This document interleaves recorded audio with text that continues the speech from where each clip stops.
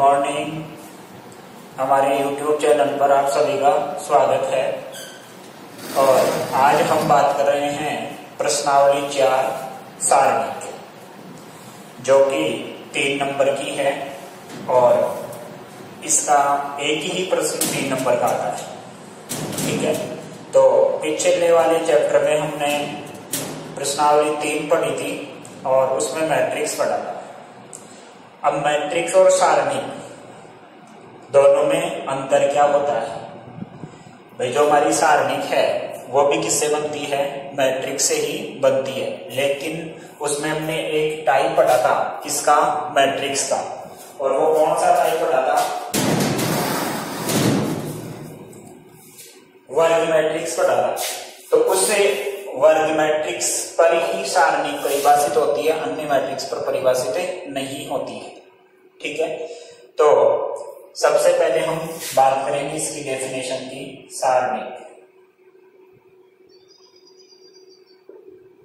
तो सारणी क्या होती है? इसका संकेत है वो 2 खड़ी लाइन ऐसे मिलेगी, जैसे यहां मैंने लिख दिया A11, A12, A13, ये A21 और A22। तो पहले की क्या थी? हमारी मैट्रिक्स थी ऐसे A11, A12, A21, A22। ये A मैट्रिक्स थी कितने क्रम की? 2x2 क्रम की। तो जितनी भी सारणी बनेगी वो हमेशा किससे बनेगी? वर्ग मैट्रिक्स से बनेगी। तो ये वर्ग मैट्रिक्स थी, इससे हमने एक सारणी बनाई और इसको कहेंगे A सारणिक है। A सारणिक है, उसका मान गया, तो इसको खड़ी लाइन के रूप में लिखेंगे। ये क्या होता है? बड़ी कोष्ठक के रूप में होता है। अब देखो सारणिक और मैट्रिक्स में अंतर क्या है? इसका संख्यात्मक मान होता है। इसका संख्या सबसे मोटा अंतर ये इनमें सारणिक का संख्यात्मक मान होता है, जबकि मैट्रिक्स का कोई संख्यात्मक मान नहीं होता है। अभी जैसे एग्जांपल लेके और बात करेंगे हम, तो इसका संख्यात्मक मान होता है, इसका संख्यात्मक मान नहीं होता है। दूसरी बात, मैट्रिक्स है वो किसी भी क्रम की हो सकती है। मैट्रिक्स है वो किसी भी क्रम की हो सकती है, जबकि सारणिक है वो हमेशा क्या रहेगी? वर्ग मैट्रिक्स से ही बनेगी, अन्य मैट्रिक्स से नहीं बनेगी। तो अंतर, तीसरी अंतर की हम बात करें तो हम ये कह सकते हैं कि हमारी मैट्रिक्स की पंक्ति और स्तंभ को आपस में बदल दें तो एक नई मैट्रिक्स प्राप्त होती है, जिसको हम ट्रांसपोज मैट्रिक्स कहते हैं। अगर इस मैट्रिक्स की पंक्ति और स्तंभ को बदल दें तो यहाँ ट्रांसपोज मैट्रिक्स प्राप्त होगी, जबकि इसके गुणधर्म पढ़ेंगे उसमें ये बात निकल के आएगी कि किसी सारणी की पंक्ति और स्तंभ को आपस में बदल दिया जाए तो सारणी के मान पर कोई प्रभाव नहीं पड़ता है। तो ये इसके 3 अंतर हो गए। तो पहले हम बात करेंगे सारणी की। तो सारणी की डेफिनेशन लिखे आप, लिखे एक मैट्रिक्स A बराबर AIJ। एक वर्ग मैट्रिक्स लिखना, एक वर्ग मैट्रिक्स A बराबर AIJ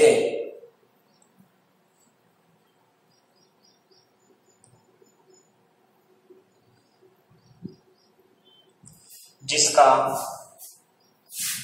अद्वितीय संख्यात्मक मान होता है,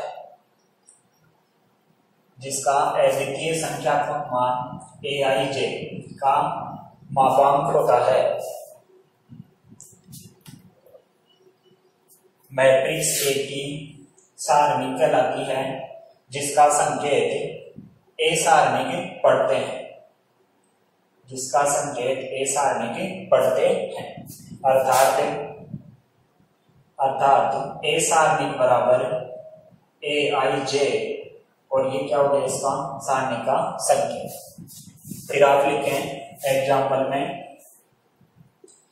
यदि A बराबर A11, A12, A21, A22 2x2 क्रम की है और A सारणी बराबर लिखेंगे A11, A12, A21 और A22, तो जो हमारी मैट्रिक्स होती है उसको 2 खड़ी लाइनों के रूप में हम लिख देते हैं। वो क्या कहलाएगी? उसकी सारणी कहलाएगी। और मोस्ट इंपोर्टेंट बात यह है कि इसमें आपको ये ध्यान रखना है कि सारणिक है वो हमेशा किससे बनेगी? वर्ग मैट्रिक्स से ही बनेगी।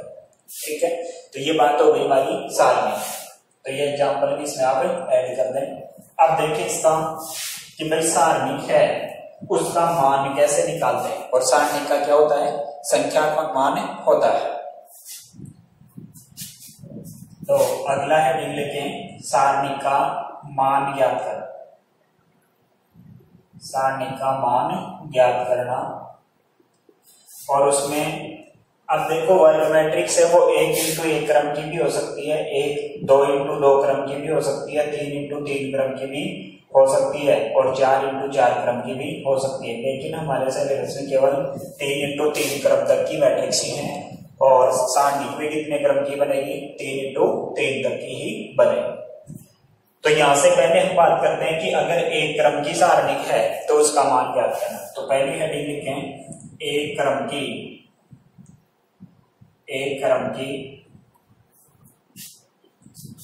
सारणिक का मान ज्ञात करना। एक क्रम की सारणिक का मान ज्ञात करना। देखो पहले हमारे पास मैट्रिक्स होगी, जैसे ये कोई भी मैट्रिक्स ली मैंने यहाँ A11, ये मैट्रिक्स है किस क्रम की है, 1 इंटू 1 क्रम की। तो 1 इंटू 1 क्रम की है, पहले क्या करेंगे, इसकी सारणिक बनाएंगे। तो ए सारणिक, इसका मतलब क्या आ गया, A11। तो ए सारणिक एक क्रम की सारणिक है, उसका मान क्या होगा, जो एलिमेंट है वो इसका मान होगा।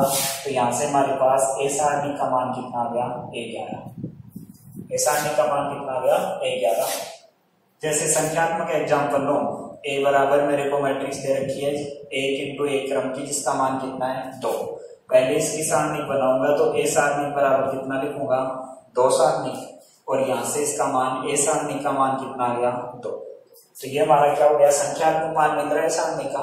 तो मैट्रिक्स और सारणिक में मोटा अंतर यही है कि मैट्रिक्स का कोई संख्यात्मक मान नहीं होता है, जबकि सारणिक का क्या होता है, संख्यात्मक मान होता है। तो ये एक क्रम की सारणिक का मान ज्ञात करना, यानी जो एलिमेंट है वही उसका क्या रहेगा, मान रहेगा। लिखते हैं इसको एक क्रम को।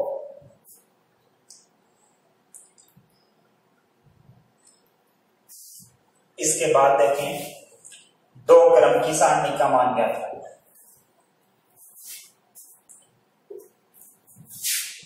यहां लिखेंगे 2 क्रम की सारणिक का मान ज्ञात करना। इसका मतलब यहां हमारे पास एक मैट्रिक्स होगी A11, A12, A21, A22। ये किस क्रम की है, 2 इंटू 2 क्रम की है। इसकी सारणिक बनाएंगे पहले। तो ए सारणिक यानी A11, A12, A21 और A22 ये हो गया। अब देखना इसका मान कैसे ज्ञात करते हैं। तो ए सारणी का मान है, उसके लिए क्या करते हैं, इन दोनों का गुणनफल माइनस ये। तो यहाँ कितना आएगा, A11, A22 और माइनस A21, A12। इन मुख्य विकर्ण के एलिमेंटों का गुणनफल और माइनस गौण विकर्ण के एलिमेंटों का गुणनफल, वही क्या रहेगा, सारणी का मान रहेगा। ये तो कंडीशनल रूप में हो गया। जैसे हम संख्यात्मक एग्जांपल लेके इसकी बात करें तो ए मैट्रिक्स है,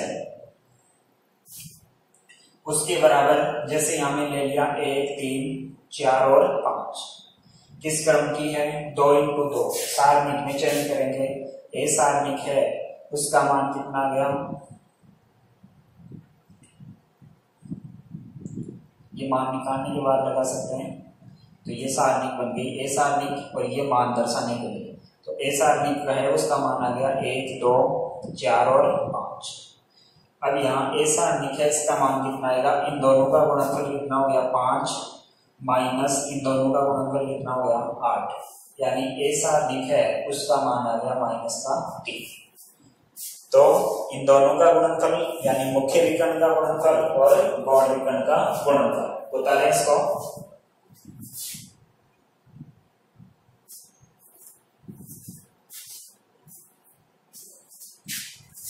इसके बाद देखें 3 क्रम की सारणी का मान ज्ञात करना।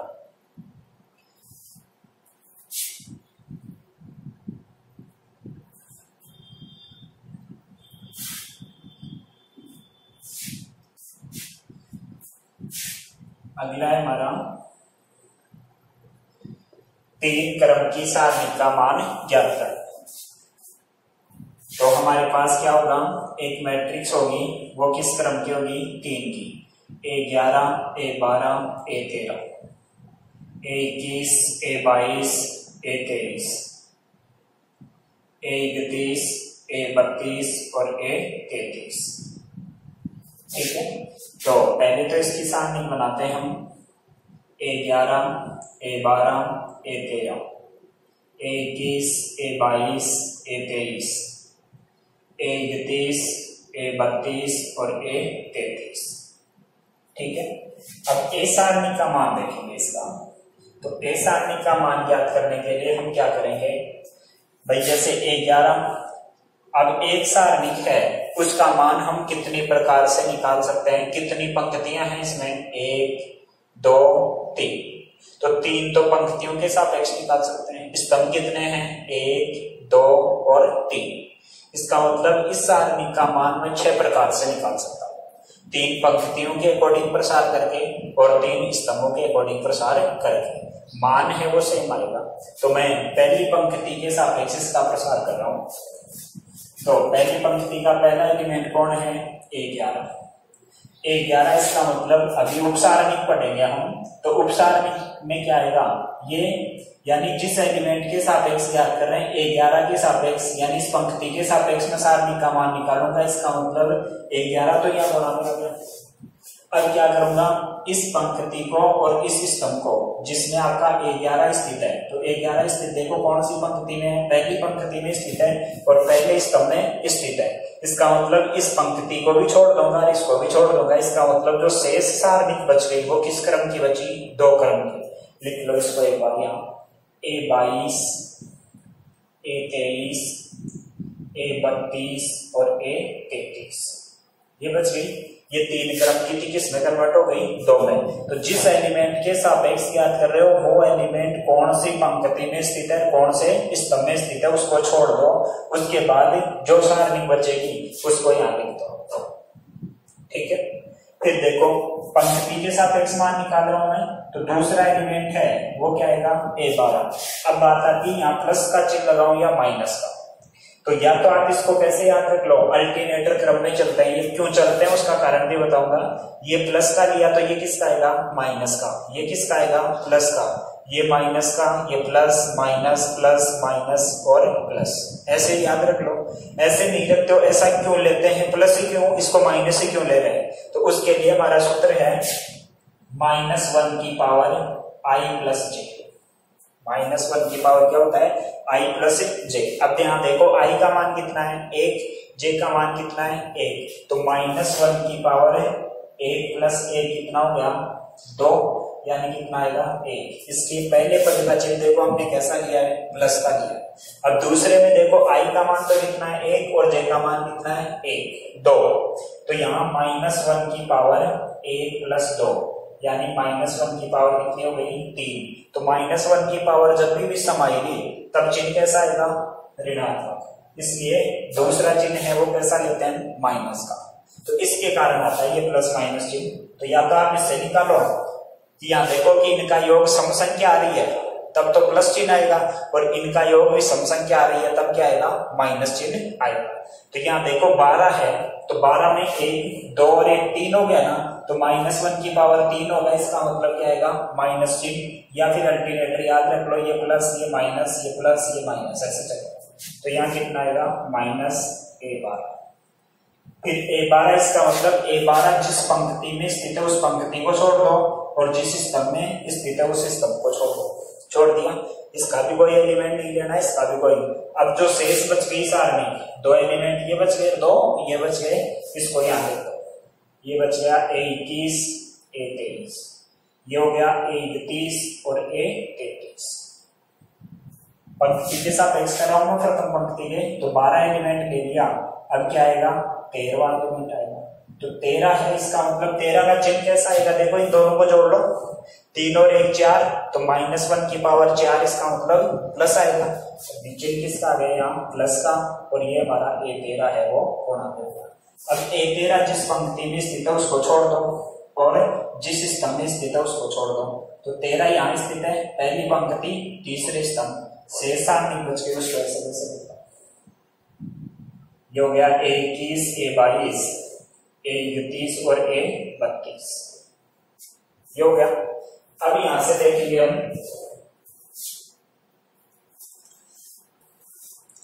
अब यहां से क्या करेंगे, ये 2 क्रम की सारणी तो बनी। अब 2 क्रम की सारणी का मान ज्ञात करना हम जानते हैं, कैसे करेंगे। ये तो हमारा A11 ए सारणी का मान, A11 तो ऐसे कैसे है, और A11 के साथ गुणा क्या होगा, इन दोनों का गुणनफल और माइनस ये, तो कितना हो गया A22 A33 और माइनस का A32 और A23, ठीक है। ये माइनस का A12 है, ये 2 क्रम की सारणी के मान ज्ञात करना जानते हैं, इन दोनों का गुणनफल और माइनस इन दोनों का गुणनफल, ये हो गया A21 A33 माइनस A31 और A23 और प्लस का A13, और यहाँ भी क्या आ जाएगा, इन दोनों का गुणनफल आ जाएगा A21 A32 minus A31 A22, ठीक है। अब A11 बाहर गुणा है, इसका मतलब ये अंदर सबसे गुणा हो जाएगा, तो ये हमारी क्या हो गई, 3 क्रम की सारणी का मान हो गया। फिर से देखें एक बार भाई, 3 क्रम की मैट्रिक्स है, 3 क्रम की क्या बनाई हमने, सारणी, ये 3 क्रम की सारणी बन गई। अब इसका मान हम 6 प्रकार से निकाल सकते हैं। मैं पहली प्रथम पंक्ति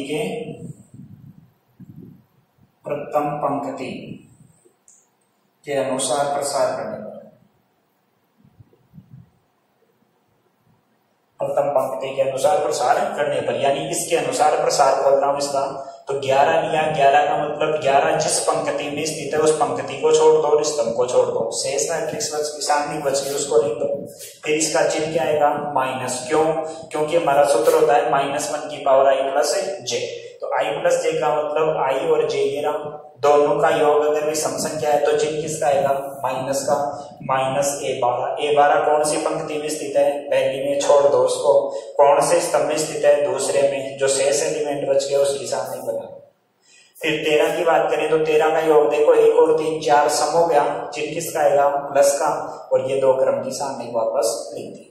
अब 2 क्रम की सारणी का मान अभी याद करना सीख लिया हमने, तो A11 तो गुणा में रहेगा और ये हमारे पास इसका मान हम निकाल देंगे, और इसी को क्या कहते हैं, आगे पढ़ेंगे हम उपसारणिक और सहखंड, उपसारणिक और सहखंड। तो सहखंड और उपसारणिक, ये उपसारणिक हो गई इसकी, 3 क्रम की थी, उपसारणिक का मतलब क्या होता है, उसका छोटा भाग, तो उसको 2 में चेंज हो गई, ये भी 2 में हो गई, ये भी 2 में हो गई, तो ये किसी एलिमेंट के प्रति होती है, वो आगे बात करेंगे। यहाँ हमारा टारगेट है 3 क्रम की सारणी का मान ज्ञात करना, तो इस प्रकार से ज्ञात कर सकते हैं, लिखिए।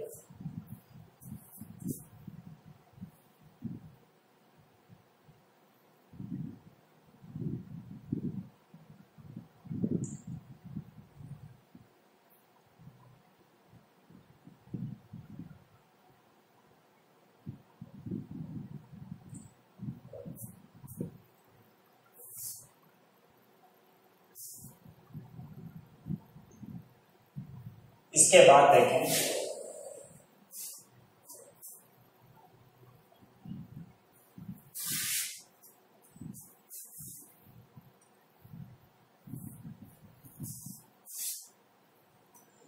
हमारे पास 3 क्रम की सारणी का मान ही ज्ञात करने का एक अन्य तरीका और है, तो यहां लिखेंगे सारोस चित्र द्वारा, सारोस चित्र द्वारा 3 क्रम की सारणी का मान ज्ञात करना, 3 क्रम की सारणी का मान ज्ञात है।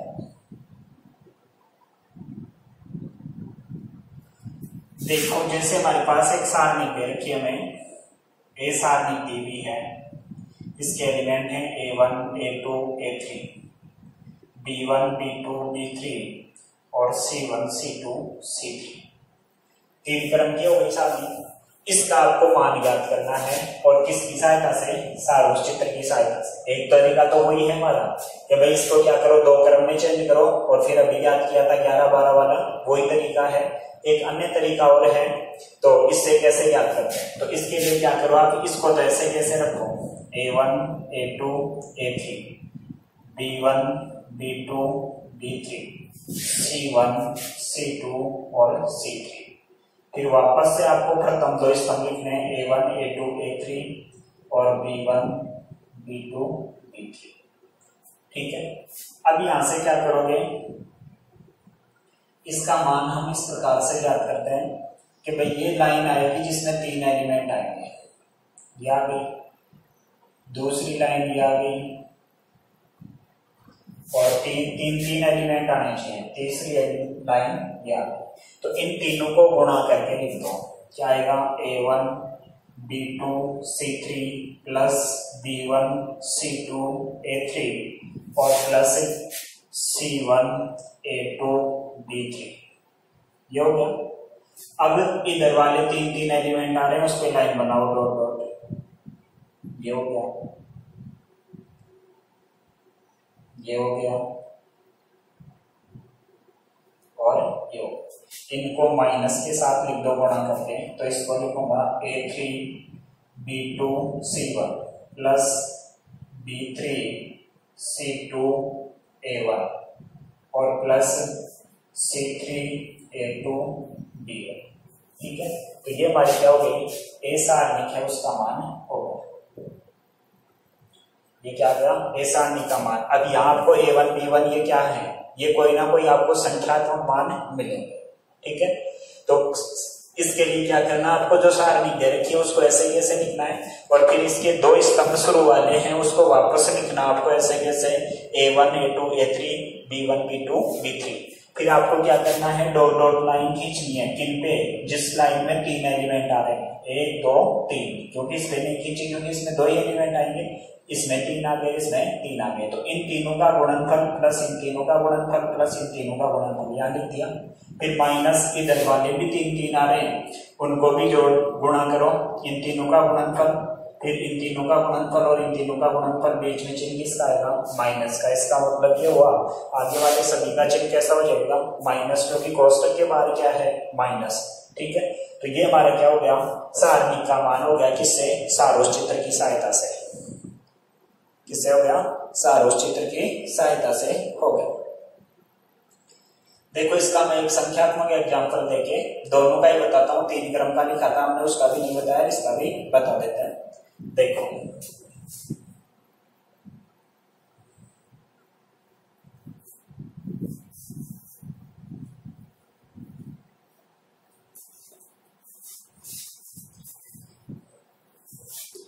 जैसे हम एक सारणी ले लेते हैं, 1 2 3 4 5 6 2 3 और 4, ये 4 क्रम की सारणी है।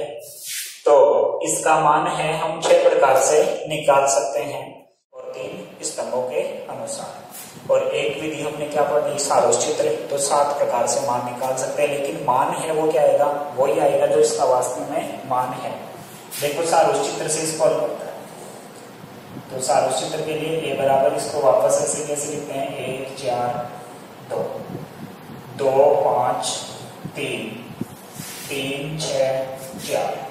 और अब आपको शुरू वाले 2 स्तंभ हैं उसको वापस लिखना है, तो शुरू वाले 2 स्तंभ लिखेंगे 1 4 2 2 5 और 3।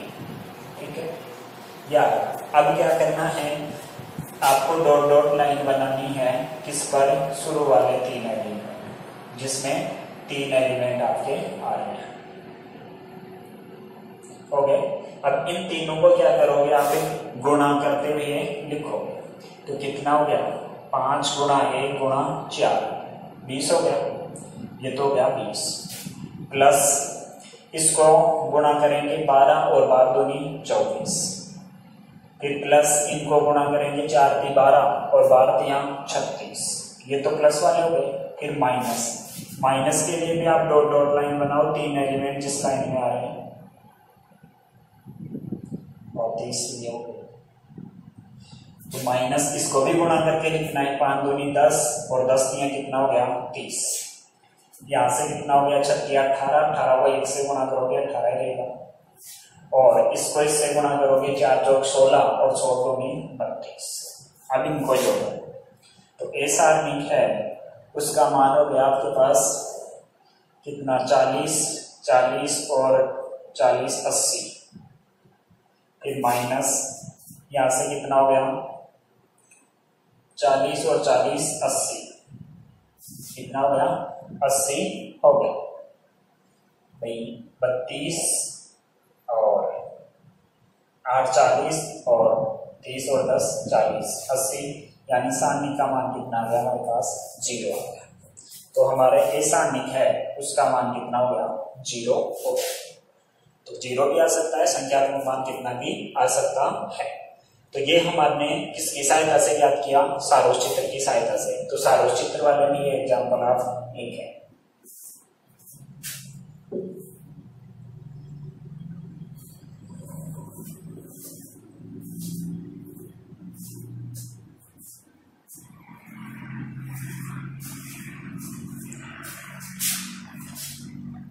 इसके बाद इसी का प्रथम पंक्ति या स्तंभ के अनुसार जो हमने दूसरा मेथड पढ़ा था उसकी सहायता से निकालते हैं, तब भी इसका मान कितना आता है। जैसे मैं R1 का मतलब प्रथम पंक्ति है, तो R1 के प्रसार के अनुसार R1 के प्रसार करता हूं, उसके अनुसार इसका मान निकालूंगा तो कितना आएगा 1 और गुणा में कितना आएगा, सारणिक बना लो पहले। तो 1 है वो पहले पंक्ति और पहले स्तंभ में स्थित है, इसका मतलब सारणिक क्या बनेगी 5 6 3 और 4। फिर चिन्ह किसका आएगा माइनस का 2, इसको छोड़ दो और इसको छोड़ दो, शेष बच गया 4 6 2 और 4। और हमने कहा था कि जो एलिमेंट जिस पंक्ति या स्तंभ में स्थित है उसका विलोपन कर देते हैं, उसके बाद जो शेष सारणिक बची, तो 2 यहाँ स्थित है। कौन सी पंक्ति है पहली, स्तंभ कौन सा है दूसरा, इसका मतलब ये चारों एलिमेंट उठा के रख दिए। ऐसे ही हम बात करेंगे तो तीसरे में देखो, तीसरे का जो ये आएगा इसका चिन्ह कैसा आएगा, पहले तो ये देखो कौन सी स्थिति पे 11 12 और 13 का मतलब 1 और 3 4 हो गया ना, तो -1 की पावर 4 कितना होता है प्लस, तो ये प्लस ये माइनस ये प्लस आता है वैसे भी, तो कितना हो गया 3। अब ये जिस पंक्ति में स्थित है उस पंक्ति को छोड़ दो और जिस स्तंभ में स्थित है उस स्तंभ को छोड़ दो, इसका मतलब ये क्या बच गई हमारी उपसारणिक बच गई कितनी 4 और 5, ये हो गया 2 और 3। ठीक है, अब 2 क्रम की सारणी का मान हम निकालना जानते हैं। 1 गुणा कितना हो गया 20 माइनस के 18 माइनस के 2, ये कितना हो गया 4 चौक 16 माइनस के 12, और ये हो गया प्लस का 3 4 की 12 माइनस 10। तो इसको हल करेंगे, यहां से कितना आया 2, यहां से कितना आया 16 में से 12 घटाओगे 4 और 4 2 में कितना हो गया 8, यहां से कितना हो गया 12 में से 10 घटाओगे 2 2 को 3 से गुणा करोगे 6 6 2 8 0, इस विधि से भी कितना रहा है 0। ठीक है, तो ये हमने 1 क्रम की 2 क्रम की और 3 क्रम की सारणिक है उसके मान निकालना सीख लिया। ठीक है, और इसी में आप नोट लगा के लिखें। नोट का पहला पॉइंट लिखें, 3 क्रम की एक सारणी का मान 3 क्रम की एक सारणी का मान 6 प्रकार से ज्ञात कर सकते हैं। 3 क्रम की एक सारणी का मान 6 प्रकार से ज्ञात कर सकते हैं। 3 पंक्तियों के अनुसार तथा 3 स्तंभों के अनुसार। दूसरा नोट का पॉइंट लिखें, सारणिक का मान ज्ञात करते समय सारणिक का मान ज्ञात करते समय प्रसार उस पंक्ति या स्तंभ के अनुसार करते हैं,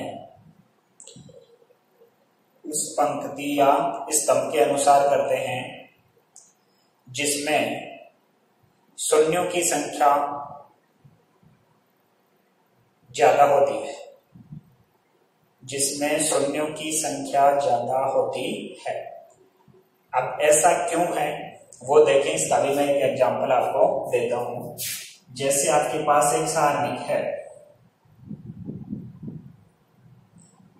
1 2 3 0 0 और 2, और ये हो गया हमारे पास यहाँ 4, 5 और 6।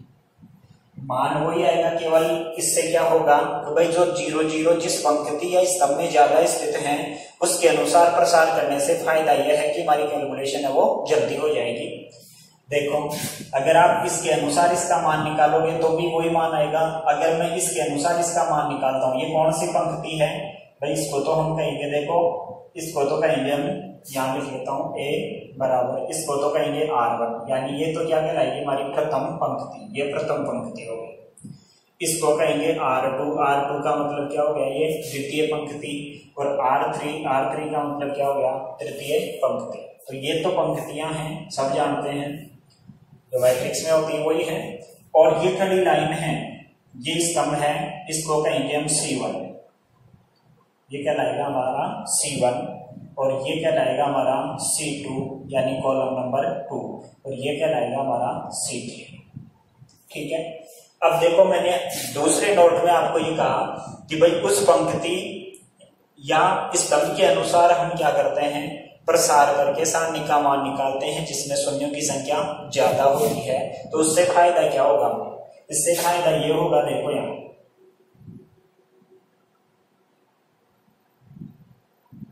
भाई हमारा जो संख्यात्मक मान है वो जल्दी प्राप्त हो जाए, बाकी मान वही प्राप्त होना है। तो देखिए इसका मान इसके अकॉर्डिंग निकाल रहा हूं, R2 के अनुसार, R2 के अनुसार प्रसार। तो R2 के अनुसार पहले तो इसका चिन्ह बताओ क्या है, प्लस माइनस प्लस और फिर क्या है प्लस, या वैसे देख लो ये कौन सी पोजीशन पे है, 21 है ना, तो माइनस चिन्ह आ जाएगा।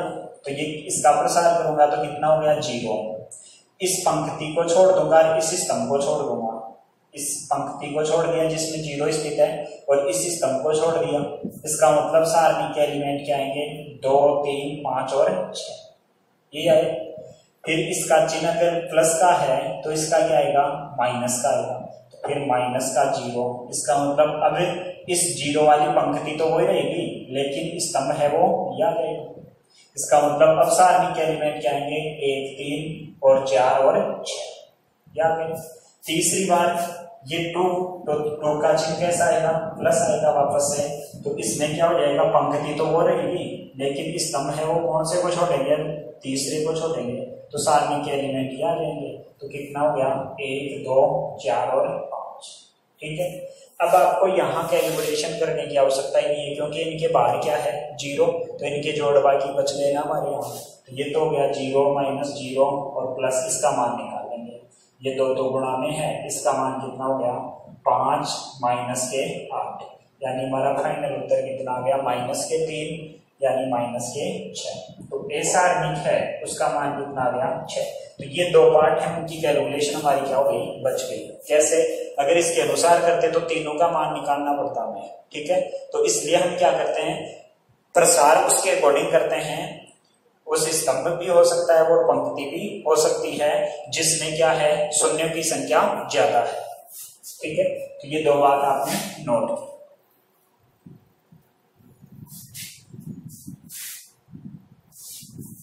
इसके बाद देखें आगे,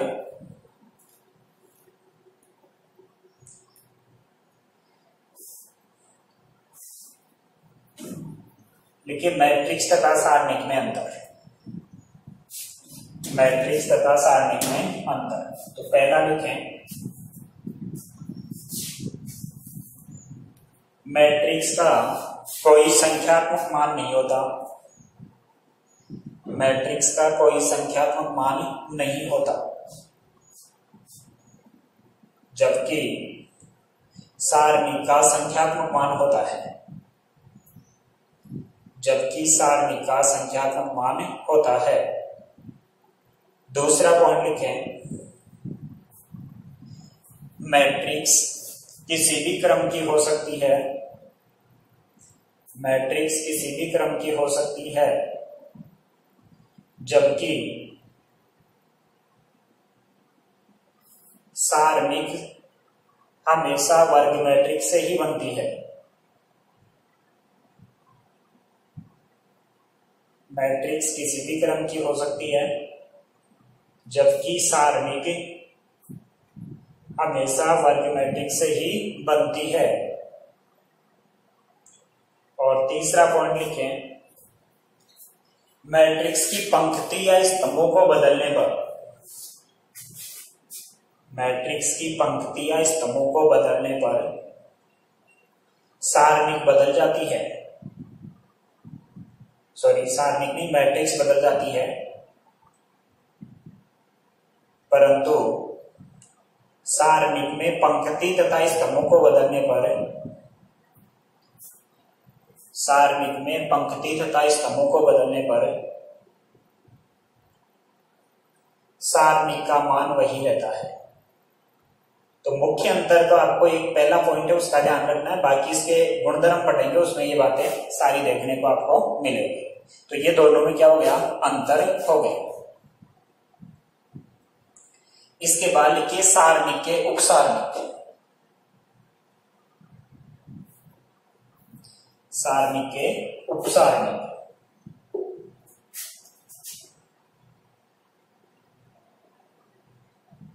सारणिक के उपसारणिक, और साथ में उपसारणिक व सहखंड, उपसारणिक व सहखंड। ठीक है, देखो तो किसी भी सारणिक है उसकी उपसारणिक क्या होती है और उसके सहखंड क्या होते हैं।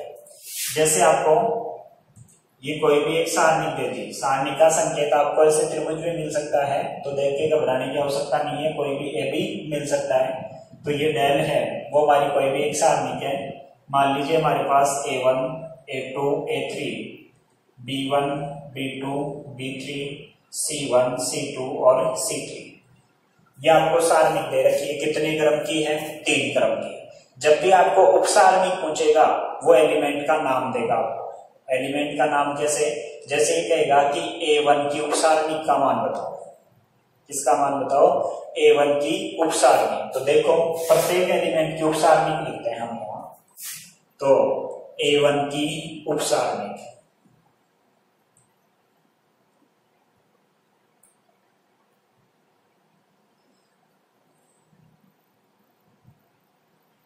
A1 की उपसारणिक। इसका मतलब यहां आपको A1 है, A1 किस पंक्ति में स्थित है, किस स्तंभ में स्थित है उसको छोड़ देंगे, और जो शेष बच गया वो क्या कहलाएगी, उसकी उपसारणिक। तो A1 है वो पहली पंक्ति में स्थित है और पहले स्तंभ में स्थित है, इसका मतलब इसकी उपसारणिक क्या बनेगी, ये बनेगी B1, C2, B3 और C3। अगर आपको कहता है कि इसकी उपसारणिक लिखो तब तो हमारा उत्तर ये रहेगा, यानी A1 की क्या हो गई, ये उपसारणिक, A1 की उपसारणिक हो गई। और ये देखो ये एलिमेंट कौन सी पोजीशन पे स्थित है, A1 है वो A11 पर स्थित है, B1 है वो A12 पर स्थित है और C1 है वो कहां स्थित है, A13 पर स्थित है। तो यहां से हम ये कह सकते हैं, यदि ये कहता है कि A1 की उपसारणिक लिखो, इसका मतलब A1 जिस पंक्ति में जिस स्तंभ में स्थित है उसको छोड़ दो, जो शेष बच गया उसको लिख दो। लेकिन इसके मान की बात करें तो सारणिक का मान है वो क्या कहलाएगा, A11। क्या कहलाएगा, A11। A11 क्यों, क्योंकि A1 है वो कौन सी पोजीशन पे स्थित है, A1 है वो कौन सी पोजीशन पे स्थित है, A11 पर स्थित है। तो इसको क्या लिख दिया हमने, A11 लिख दिया। अब A11 है, इसका मान कितना है हमारे पास, इन दोनों का गुणनफल माइनस ये, यानी हमारे पास बनेगा B1C3 माइनस का B3C2। ये हमारे A1 की उपसारणिक का मान हो गया, और उसको किससे दर्शाएंगे, A11 से दर्शाएंगे। ऐसे ही हम बात करें B1 की उपसारणिक, B1 की उपसारणिक बताओ, देखिए क्या बनेगी B1 की उपसारणिक। B1 कहां स्थित है, पहली पंक्ति पहले स्तंभ में स्थित है, इसका मतलब इसको छोड़ना पड़ेगा, इसको छोड़ना पड़ेगा, ये एलिमेंट हटेंगे। तो यहां से बना हमारा A2, C2, A3 और C3। यहां से इसका मान कौन सी पोजीशन पे स्थित है, 12 पर। तो 12 का मान याद कर देंगे, यहां से हो गया A2C3 माइनस का A3C2। ठीक है, ऐसे ही हम किसके अनुसार बात करें, C1 की उपसारणी, प्रत्येक एलिमेंट की उपसारणी निकालनी आपको। तो यहां से कितना आएगा, C1 है वो कौन से स्तंभ में, तीसरे में, कौन सी पंक्ति में, पहले में। तो यहां से इसकी उपसारणी क्या बन गई, ये और इसको छोड़ दो तो ये बन गया A2 B2 और A3 B3। यहां से इसका मान निकालेंगे तो ये क्या कहलाएगा, A13 पे स्थित है ये, तो A13 इसका मतलब कितना बन गया, यहाँ से A2 B3 और माइनस का A3 B2। ठीक है, तो ये तो इसके मान हो गए, ये तो किसके हो गए, प्रथम पंक्ति वाले हो गए। अब निकालना है मैं A2 का उपसारणी, क्या निकालना है, A2 का उपसारणी। तो A2 का उपसारणी बोलो, A2 कहाँ स्थित है, दूसरी पंक्ति और पहले स्तंभ में स्थित है, इसका मतलब इस पंक्ति के एलिमेंट छोड़ने हैं और इस स्तंभ के एलिमेंट छोड़ने हैं। तो कितना आएगा यहाँ से, B1 C1 और B3 C3। तो ये कौन सी पोजीशन के एलिमेंट की बात कर रहे हैं, 21 की। तो हमारे पास A21 है, A21 उसका मान कितना आ गया, B1 C3 माइनस का B3 C1। ठीक है, ऐसे ही B2 की उपसारणी, B2 का उपसारणी, तो B2 का उपसारणी क्या बनेगा, B2 का स्थित है दूसरे स्तंभ और दूसरी ही पंक्ति, इसका मतलब ये वाले एलिमेंट आएंगे। तो ये हो गया हमारा A1 C1 और A3 C3। इसका एलिमेंट क्या कहलाएगा, कौन सी पोजीशन पे स्थित है ये, 21 22। तो ये हो गया A22। A22 का मान कितना हो गया, A1 C3 माइनस का A3 C1। और ऐसे ही C2 का उपसारणी,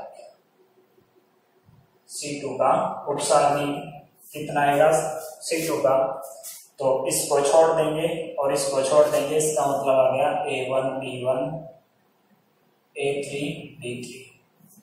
ठीक है, तो यहां से कितना हो गया, A23 और A23 है उसका मान कितना आ गया, A1 B3 minus A3 B1।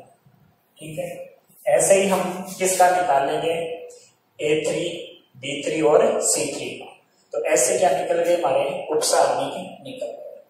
ठीक है, तो लिखें इसको, उपसारणी लिखें और उसमें ये चीज लिखें, इनके आप खुद निकालोगे, बता दिया कैसे निकालोगे। A3 का मतलब कौन सी पोजीशन पे है, 31 पे है, तो इसको छोड़ देंगे, इसको छोड़ देंगे, ये उपसारणी सामने लिखा जाएगा और उसका मान आ जाएगा। तो ये तीनों के आवे और निकालोगे।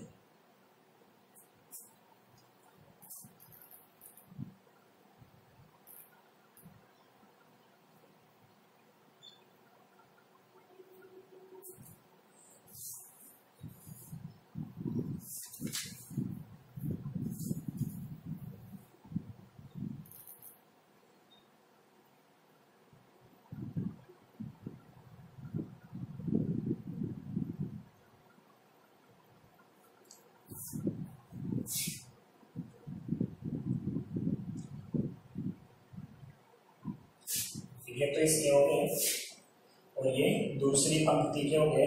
ऐसे ही आपको A3 की उपसारणी निकालनी है, B3 की उपसारणी निकालनी है और C3 की उपसारणी भी निकालनी है। ठीक है, अब देखो सेकंड क्या होगा, सेकंड में इसमें ज्यादा अंतर नहीं है, तो सेकंड है उसको किससे दर्शाएंगे हम, इनको मिटा दो। देखो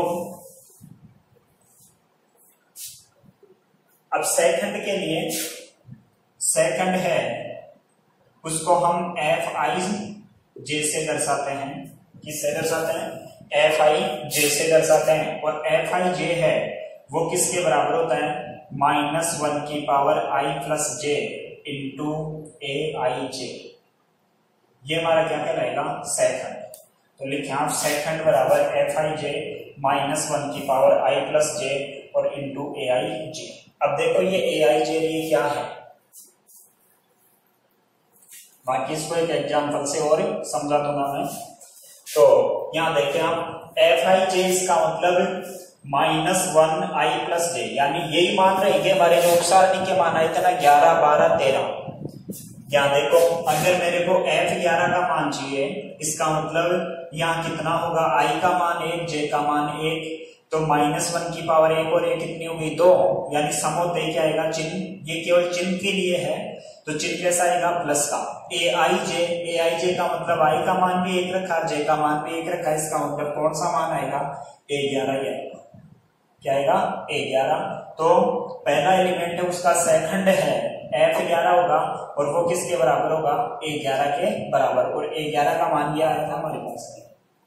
ठीक है, ऐसे ही हम बात करें f12 का मतलब यहाँ रखो i का मान हमने 1 रखा, इसमें j का मान कितना रखा, 2 रखा, तब f12 बना।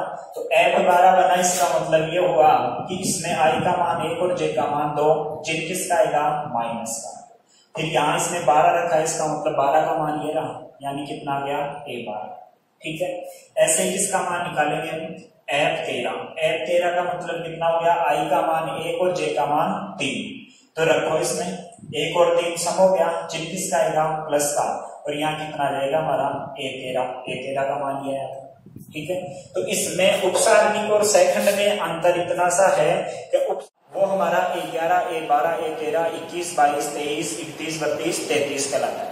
और उसी के साथ हम क्या करते हैं, -1 की पावर i+j से चिन्हों का निर्धारण कर देते हैं, तो वो हमारा कोफैक्टर कहलाता है। क्या कहलाता है, कोफैक्टर, यानी सेकंडरी कहलाता है। ठीक है, तो f11, f12 और f13। ऐसे ही हम f21, तो f21 में 2 और 3, अरे 2 और 1 3 हो गए ना, तो माइनस चिन्ह आएगा और ये हो जाएगा a21। f22 की बात करें तो a22 के बराबर होगा। f23 की बात करें 3 और 2 5, माइनस का a23। ऐसे ही हम बात करें इसकी f31 की, तो 31 सम हो गया, तो यहाँ a31 के बराबर होगा, और f32 इसका मतलब माइनस का a32 के बराबर होगा, और f33 इसका मतलब भी कितना हो गया, a33 के बराबर होगा। तो ये क्या कहलाते हैं, उसके सेकंड कहलाते हैं। क्या कहलाते हैं, सेकंड। अब एक पूरा प्रश्न होगा, उसमें उसके हम उपसारणिक के मान भी निकालेंगे प्रत्येक एलिमेंट के, और प्रत्येक एलिमेंट के क्या निकालेंगे, सेकंड भी निकालेंगे। ठीक है, तो सेकंड था, उसमें आपको ये लिखना था, और उसके बाद में ये लिखना, फटाफट बता रहे इसको।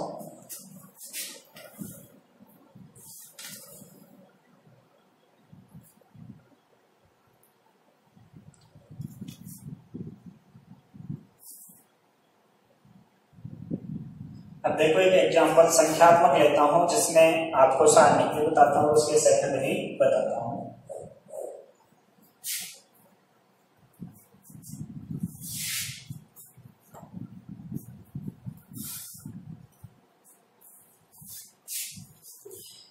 जैसे ए सारणिक है, मैंने ले ली 2, 3, 4 और 5। ठीक है, अब यहां से हमें क्या करना है, हमारा प्रश्न है प्रत्येक अवयव की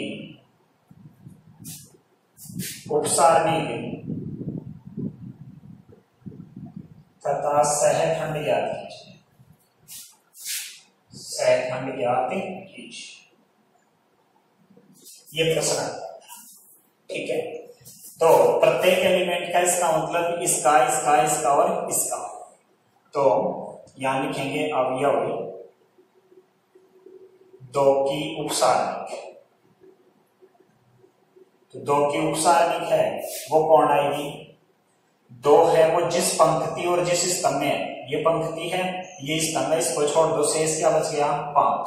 इसका मतलब इसका मान है वो कितना आ गया, और कौन सी पोजीशन पे स्थित है ये, a11 पर, तो a11 का मान कितना आ गया हमारे पास, 5 आ गया। फिर अवयव 3 की उपसारणिक, अवयव 3 की उपसारणिक, और ये कौन सी पोजीशन पे है, 12 पे, इसका मतलब इसको छोड़ दो, इस पंक्ति को और इस स्तंभ को, कितना आ गया, 4, ये 4। ऐसे ही हम बात करें कि अवयव 4 की उपसारणिक, अवयव 4 की उपसारणिक, 4 कौन सी पोजीशन पे है, A21 तो A21 इसका मतलब इस स्तंभ को छोड़ेंगे, इस पंक्ति को छोड़ेंगे, मान कितना आ गया 3। और ऐसे हम बात करें कि अवयव 5 की उपसारण तो वो कितनी हो जाएगी A22 का मतलब इस पंक्ति को इस स्तंभ को छोड़ दो, उत्तर कितना आ गया 2। ये तो क्या आ गए इसके उपसारणी की आ गए हमारे पास। ठीक है, अब हमें क्या याद करना है, इसके सेकंड क्या याद करना है, सेकंड।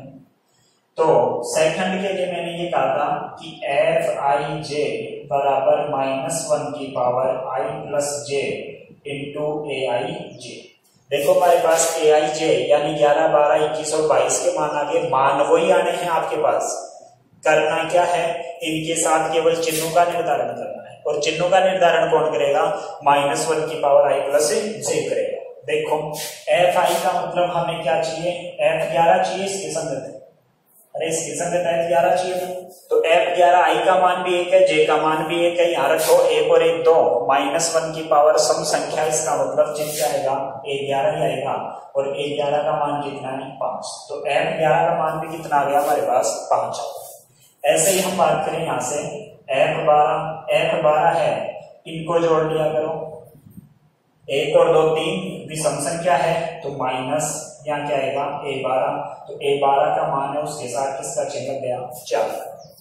ऐसे इसकी बात करें यहाँ से F21 तो F21 2 और 3 विषम हो गया, माइनस का कितना आएगा A21 इसका मतलब इसका चिन्ह भी कैसा आ गया माइनस का 3। और चौथे की बात करें F22 तो F22 का मतलब A22 2 और 2 कितना होता है 4, -1 की पावर 4 यानी इसका उत्तर 2 है। तो ये तो क्या कहलाएंगे इसकी उपसारणी के मान कहलाएंगे, और ये क्या कहलाएंगे उसके सेकंड के मान, ये कहलाएंगे उसके सेकंड। ठीक है, तो इस प्रकार से हम 3 इंटू 3 क्रम की का भी ज्ञात कर सकते हैं, और ये हमने 2 इंटू 2 क्रम की का ज्ञात किया। ठीक है, तो इस प्रकार से अवयव की उपसारणिक और सेकंड हमने ज्ञात किया। तो इस चैप्टर में केवल हमने ये सीखा कि भाई सारणिक क्या होती है, तो सारणिक हमेशा वर्ग मैट्रिक्स से ही बनती है। सारणिक के मान हैं वो हमने 1 क्रम का ज्ञात किया, 2 क्रम का और 3 क्रम का, और एक सारोज चित्र का 3 क्रम का ज्ञात किया। इसके बाद हमने उपसारणिक पढ़ा और सेकंड पढ़ा। सारणिक और मैट्रिक्स में क्या अंतर है ये चीज हमने देखी। अब प्रश्नावली 4.1 है उसके क्वेश्चन करते हैं।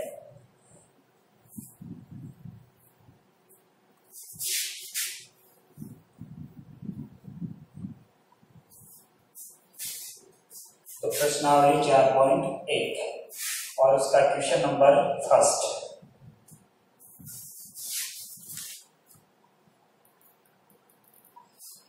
क्वेश्चन नंबर फर्स्ट कह रहा है कि के किस मान के लिए सारणिक, और आपको सारणिक दे रखी है के 2, 4 और -3 का मान शून्य होगा, यानी इस सारणी का मान क्या है शून्य है, तो आपको किसका मान ज्ञात करना है के का मान ज्ञात करना है। तो इसके लिए हम क्या करेंगे कि भाई इस सारणी के मान को शून्य के बराबर रखते हैं, और 2 क्रम की सारणी हमारे पास है उसका क्या ज्ञात कर देते हैं मान ज्ञात कर देते हैं, के का मान हमारे पास आ जाए। देखोगे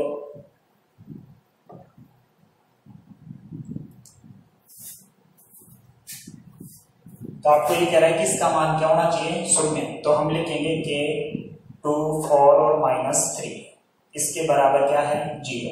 अब ये 2 क्रम की सारणी है, मान निकालो, -3 के और -8 बराबर कितना हो गया 0, तो 3 के बराबर कितना हो गया -8, तो के बराबर कितना हो गया, अगर के का मान -3/8 होगा तो इसका मान क्या हो जाएगा 0 हो जाएगा। तो लिखते हैं इसको क्वेश्चन नंबर 1, नॉर्मल से प्रश्न है।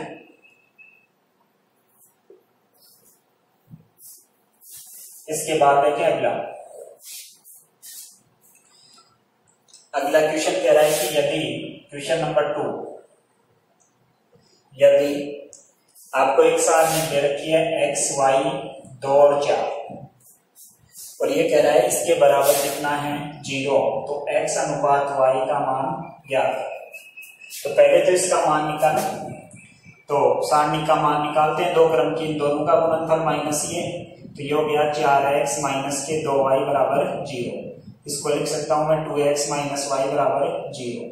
इसका मतलब हमें देखो अनुपात पूछ रहा है, तो ये 2x बराबर क्या हो गया y, तो अनुपात है वो क्या होता है x अपॉन y होता है, तो यहाँ से x अपॉन y का मान ज्ञात करूंगा, तो इसको तो इधर भेज दो, इसको इधर भेज दो, तो x बटा y बराबर कितना हो गया 1 बटा 2, तो x अनुपात y है उसका मान कितना आ गया 1 अनुपात 2 हमारे पास उत्तर आ गया।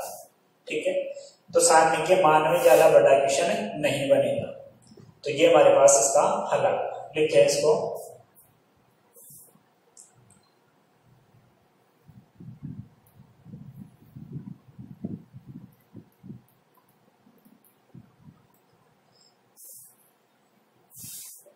इसके बाद क्वेश्चन नंबर 3 देखें।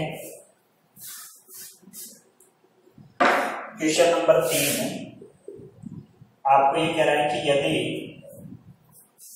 एक सारणी दे रखी है 2 3 yx और इसके बराबर मान दे रखा है 4, और दूसरी सारणी है उसका मान है x y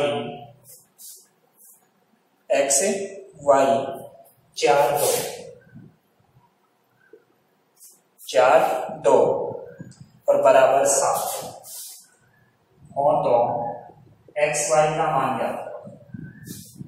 अब देखो इसका मान तो किसके बराबर है 4 के बराबर, इसका मान किसके बराबर है 7 के बराबर, तो दो क्रम की सारणी का मान निकालना सीखा था हमने, इन दोनों का गुणनफल माइनस इन दोनों का गुणनफल, तो एक समीकरण तो यहां से बन गई 2x प्लस 3y बराबर कितना हो गया 4, इन दोनों का गुणनफल माइनस ये बराबर कितना है 7, तो दूसरी समीकरण बन गई हमारे पास 2x और प्लस के 4y बराबर 7। इसमें से इसको घटा दो, घटाएंगे ये कैंसिल हो गया, यहाँ से कितना हो गया माइनस वाई बराबर कितना हो गया माइनस के 3, यानी y बराबर कितना आ गया 3। y का मान 3 आ गया, तो x का मान किसी भी समीकरण में रखेंगे आप कर लो, तो y का मान इसमें 3 रख लो, तो ये हो गया 2x और प्लस का 9 बराबर 4, ये समीकरण 1 हो गया, ये समीकरण 2। तो हमने क्या किया y का मान इसमें रख दिया 3 किया 9, तो 2x बराबर कितना आ गया माइनस के 5, तो x बराबर कितना आ गया माइनस के 5 बटे 2, तो x और y के मान हमें प्राप्त हो गए। तो इस सारणी का मान इसके बराबर था, हमने मान निकाला बराबर रख दिया, इस सारणी का मान इसके बराबर था, दोनों समीकरणों को हल करके किसका मान ज्ञात कर दिया x y का मान ज्ञात कर दिया। नॉर्मल सा प्रश्न है।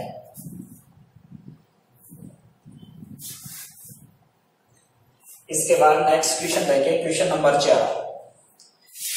क्वेश्चन नंबर 4 आपको ये कह रहा है कि यदि सारणी का मान दे रखा है x minus 1 x minus 2 x minus 3 और यहां दे रखा है x, इसका मान किसके बराबर है 0 के बराबर है, तो किसका मान ज्ञात करो x का मान ज्ञात करो, x का मान ज्ञात करो। देखो नॉर्मल सा प्रश्न है, कैसे करोगे, इन दोनों का गुणनफल माइनस ये, तो यहां से x माइनस 1 और x minus 3 minus x minus 2 बराबर कितना हो गया 0। आप इनको गुणा करोगे आपके पास द्विघात समीकरण बन जाएगी, और द्विघात समीकरण को हल करोगे तो किसके मान प्राप्त हो जाएंगे, आपको x के मान प्राप्त हो जाएंगे। तो आप बैठ के इसको हल कर लेंगे आराम से। सारणी का मान निकाल के 0 के बराबर रखना है, इनको गुणा कराओ द्विघात समीकरण बनेगी, और द्विघात समीकरण के टुकड़े करके इसके मान निकालने, x के मान आपको प्राप्त हो जाएंगे। नेक्स्ट देखें,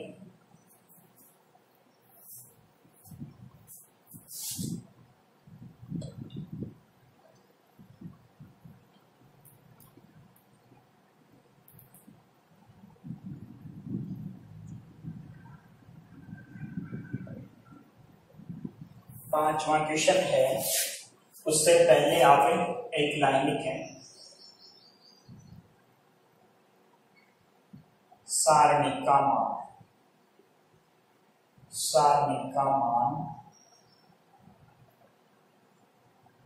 सेकंड की सहायता से, सारणी का मान सेकंड की सहायता से। तो किसी भी सारणी का मान अगर आपको ज्ञात करना है तो ये मान लीजिए सारणी का मान है तो वो किसके बराबर होगा, A11 F11, A12 F12 और A13 F13। इसका मतलब इसको जानते हो भाई, तीन क्रम की सारणी में ये प्रथम पंक्ति का पहला एलिमेंट, ये प्रथम पंक्ति का दूसरा एलिमेंट, ये प्रथम पंक्ति का तीसरा एलिमेंट। और F11 अभी लिखा था क्या होता है, सेकंड होता है। किसका होता है, पहले एलिमेंट का। ये पहली पंक्ति और दूसरे स्तंभ के दूसरा एलिमेंट हो गया, ये उसका सेकंड हो गया। तो इनका अगर गुणा करवा दे जाओ, यानी उस एलिमेंट को उसी के सेकंड से गुणा कर दिया जाए तो उन सब का योगफल है वो किसके बराबर होगा, सारणी के मान के बराबर होगा।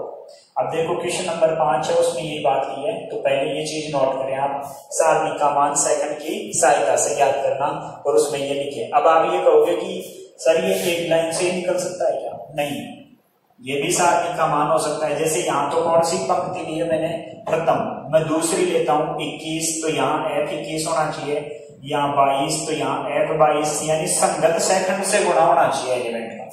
और यहाँ कितना हो जाएगा 23, तो यहाँ F23 आएगा। ये भी क्या है, सारणी का मान है। और तीसरी की बात करें तो यहाँ क्या बन सकता है, A31 तो F31 से गुणा होना चाहिए, A32 तो F32 से गुणा होना चाहिए, और A33 इसका मतलब F33 से ही गुणा होना चाहिए। ठीक है, और इसी में नोट लगा के लिख लेंगे आप। नोट लगा के क्या लिख लेंगे, अगर ये संगत एलिमेंट यानी सेकंड है वो संगत एलिमेंट से गुणा न हो कि किसी अन्य से होता है, उस केस में सारणी का मान क्या होता है, शून्य होता है। बाकी सारणी के गुणधर्म कल पढ़ेंगे, उसमें ये चीज आ जाएगी। तो वहां लिख लेना, या यहाँ लिखना चाहो तो यहाँ लिख सकते हो। ठीक है, तो वही जो उसके गुणधर्म है उसमें इस चीज को लिखा दूंगा। क्या कि भाई जैसे ये हो गया 21, इसके साथ क्या हो गया F11, 22 इसके साथ हो गया F12, और 23 इसके साथ हो गया F13। अब देखो एलिमेंट तो दूसरी लाइन के हैं और सेकंड कौन से के हैं, प्रथम के हैं। तो ये अगर भिन्न भिन्न आते हैं तब उस केस में सारणी का मान कितना होता है, 0 होता है। ये इसके गुणधर्म में ये बात आपको नोट कर देंगे। तो ये सारणी के मान है, तो सारणी के और सारणी का मान सेकंड की सहायता से ये तीनों सूत्र लिखे। अभी फिर क्वेश्चन नंबर 5 में इसका यूज करेंगे हम।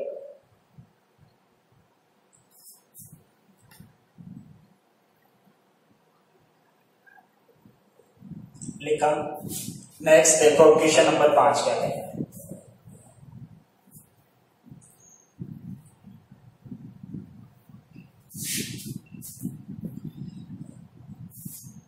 क्वेश्चन नंबर 5 में आपको ये सारणी दे रखी है, 1 माइनस के 3 और 2,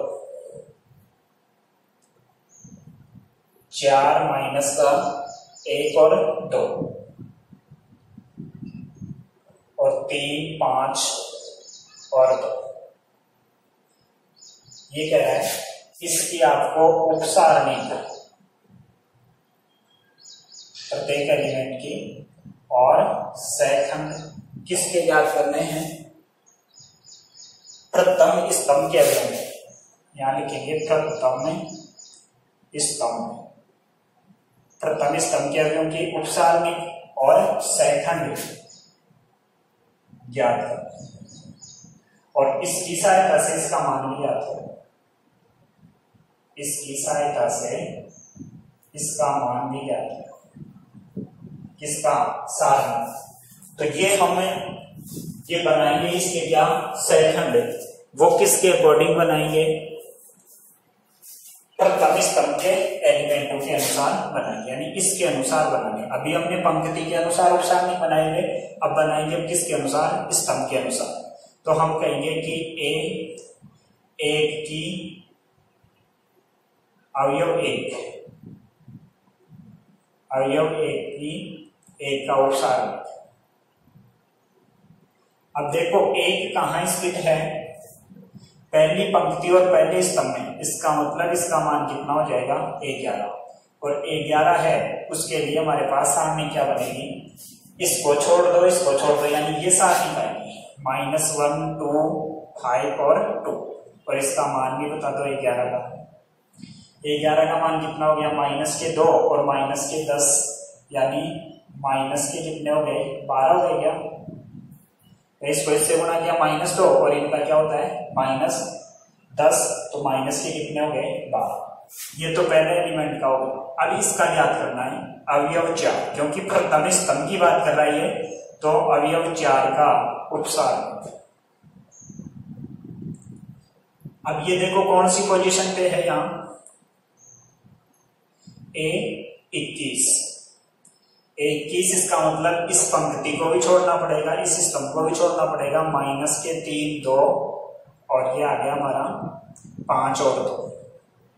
इसका मान निकालेंगे, ये कितना हो गया 6 और ये कितना हो गया 10, ये कितना हो गया माइनस का 16।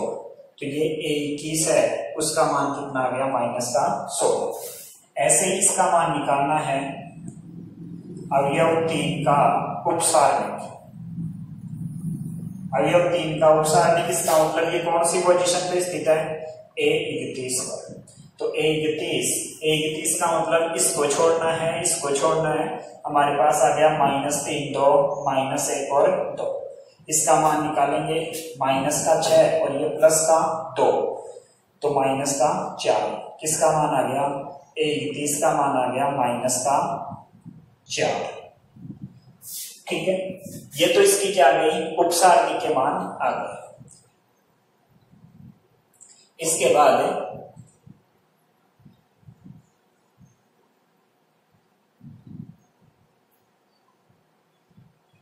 किसका मान ज्ञात करना है, सेकंड का। यहां रखेंगे इसके सेकंड। तो सेकंड के लिए क्या करते हैं, सूत्र होता है हमारा, यहां लिख देंगे Fij -1 की पावर i प्लस j और Aij। तो बोलो F11 क्या आएगा, 1 1 2, तो -1 की पावर 2, चिन्ह वही आएगा, यानी इसका मान भी कितना आ गया माइनस का 12। यहां से F21 है, उसका मान ज्ञात करेंगे। तो 21 में देखो 2 और 1 3 होता है, तो -1 की पावर 3 यानी विषम, इसका मतलब इसका विपरीत चिन्ह का मान होगा, तो ये कितना हो जाएगा प्लस का 16। पहले माइनस था, लेकिन यहां से क्या आ रहा है हमारे पास, माइनस चिन्ह आ रहा है, तो माइनस माइनस क्या हो गया प्लस। ऐसे ही हम बात करें किसकी, 31 की। तो 31 में 3 और 1 4 सम, इसका मतलब F21 का मान है वो भी कितना आ गया हमारे पास -4। तो ये तो इसका, ये कह रहा है उपसारणिक और सेकंड, तो ये तो इसकी क्या होगी उपसारणिक का मान, और ये क्या हो गया उसके सेकंड का मान होगा। ठीक है, लेकिन साथ में ये कह रहा है कि इसकी सहायता से क्या करो, किसकी सहायता से, ये इसके उपसारणिक और क्या दे रखे हैं, सेकंड दे रखे हैं, उसकी सहायता से इसका क्या ज्ञात करना, आपको मान ज्ञात करना है। इसका मतलब इसके लिए सूत्र हमारा क्या है, अभी लिखा था, सेकंड की सहायता से, सेकंड की सहायता से सारणी का मान, सारणी का मान। इसके लिए हमने ये लिखा था कि भाई जो संगत एलिमेंट है उसको संगत सेकंड से गुणा करते हैं तो सारणी का मान प्राप्त होता है। इसका मतलब ये सूत्र बनेगा A11 F11 plus A21 F21 और प्लस का A31 F31। संगति है ना भाई, 11 के साथ 11 का एलिमेंट है, 21 के साथ 21 है और 31 के साथ 31 है। रख दो मान F11 का मान कितना है, ये रहा 1 इंटू F11 का मान हमारे पास कितना है -12 प्लस A21 कितना है 4, A21 कितना है 4 इंटू F21 कितना है 16, फिर प्लस A31 कितना है 3 और इंटू F31 कितना है -4। करो सॉल्व इसको, -12 और प्लस के 16 चौक 64 और माइनस के 12 यानी 64। ठीक है, तो हमारे पास उत्तर कितना आ गया 40। तो इस सारणी का मान है वो इसकी सहायता से हमने ज्ञात किया और वो कितना आ गया हमारा 40 आ गया। तो ये आपका क्वेश्चन नंबर 5 है और इसी का सेकंड पार्ट है, उसमें भी ये सेम टाइप पूछा है तो आप उसको खुद हल करोगे।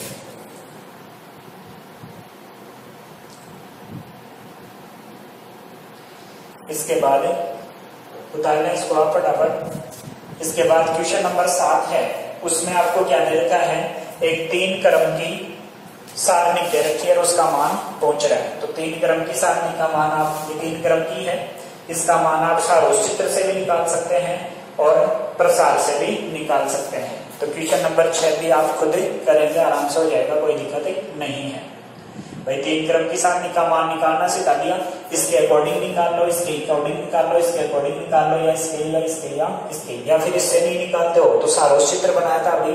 तो 3 क्रम की सारणी के क्वेश्चन नंबर 6 में, तो उसका मान निकालना है, कैसे निकालो।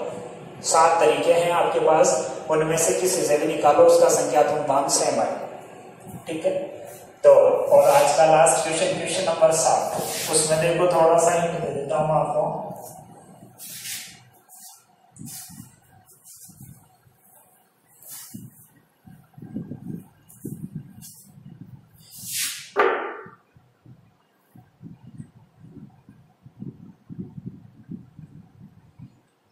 क्वेश्चन नंबर 7 आपको ये कह रहा है, सिद्ध कीजिए।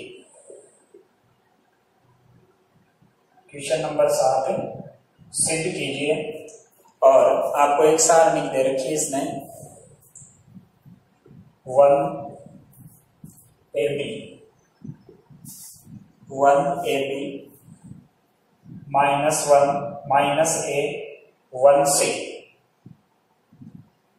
माइनस का B माइनस का C और 1।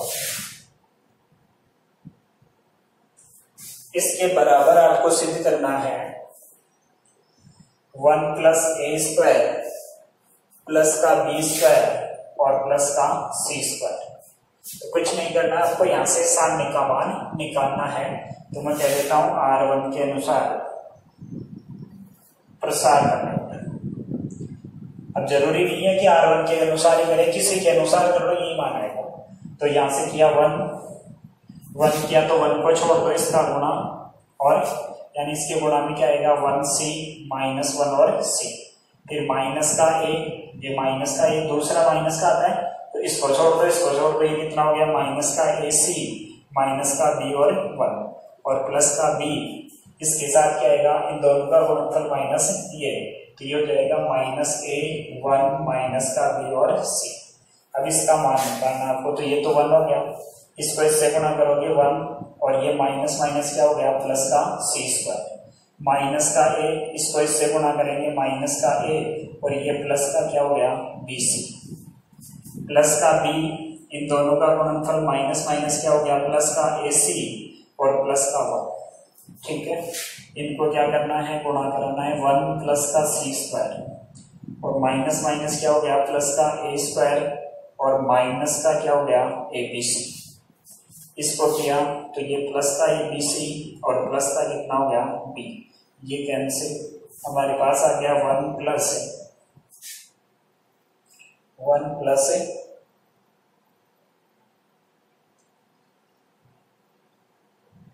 यहाँ तक लिखने के लिए ये प्लस का क्या आएगा B आएगा, तो ABC और ये क्या हो गया B², तो यहाँ बन गया C² plus A² plus B², यानी हमारा उत्तर यही है 1 plus A² plus B² plus C², ये हमारा क्या होगा आंसर। तो ये प्रश्नावली 4.1 है वो हमारी कंप्लीट है। इसमें सारणी का जनरल इंट्रोडक्शन था, यानी सारणी के कैसे बनती है, हमेशा किससे बनती है, वर्ग मैट्रिक्स से ही बनती है। सारणी 1 क्रम की है तो उसका मान कैसे निकालते हैं, 2 क्रम की है तो उसका मान कैसे निकालते हैं, 3 क्रम की है तो उसका मान कैसे निकालते हैं, और 3 क्रम में एक सारों चित्र की सहायता से और निकालते हैं। साथ ही में फिर हमने क्या पढ़ा, सारणी के सैखंड और उपसारणी का मान निकाला, ये इसका क्या था जनरल इंट्रोडक्शन था। और कल पढ़ेंगे हम सारणी के गुणधर्म, और सारणी के गुणधर्म हैं उन्हीं पर आधारित हमारा 3 नंबर का प्रश्न आएगा, यानी जो कल पढ़ेंगे उसमें से 100% 3 नंबर का प्रश्न आएगा। और उस सारणी के गुणधर्म हैं 6-7 गुणधर्म हैं, उनको पहले लिखेंगे और फिर उनका हमें प्रश्नों में यूज करेंगे। और उसी प्रश्नों में उसके यूज के आधार पर प्रश्नों को हल करना है। आपको ये कहेगा कि सारणी के गुणधर्मों का प्रयोग करते हुए सिद्ध कीजिए कि इसके बराबर ये होता है। अगर ये नहीं कहता है तो भी आपको ये कहेगा सिद्ध कीजिए, तब भी हम क्या करेंगे, उन गुणधर्मों का प्रयोग करते हुए प्रश्नों को हल करेंगे। ठीक है, धन्यवाद।